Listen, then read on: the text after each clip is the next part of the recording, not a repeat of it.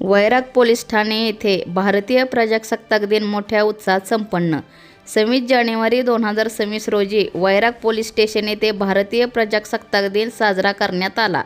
यावेळी प्रमुख पाहुणे म्हणून वैराग पोलीस ठाणे हद्दीतील मोजे तडोळे गावचे IPS अधिकारी माननीय श्री शरण कांबळे साहेब यांच्या मातोश्री सुधामती गोपीनाथ कांबळे राहणार तडोळे, तसेच मोजे धामणगाव येथील शेतकरी सुरेश अंकुश मासाळ तसेच डॉक्टर मधुरा राजेंद्र बाजारे BMS यांनी 2018 मध्ये पाणी फाउंडेशनचे काम करून राळेरास या गावचा जिल्ह्यामध्ये 3रा क्रमांक आणला होता. तसेच त्यांनी आयुर्वेदिक औषधी, सेंद्रिय शेतीचा प्रयोग व आयुर्वेदिक वनस्पती लागवड केलेली आहे.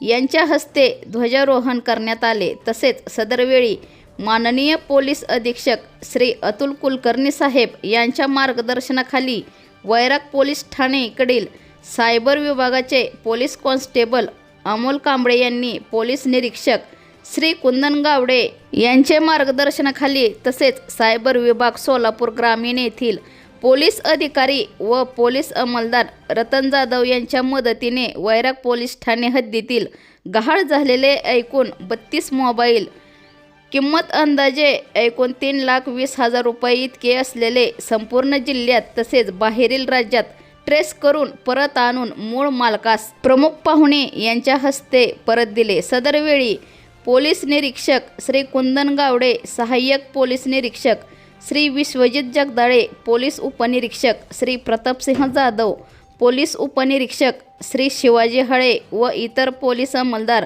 होमगार्ड, पत्रकार बांधव, ज्येष्ठ नागरिक उपस्थित होते.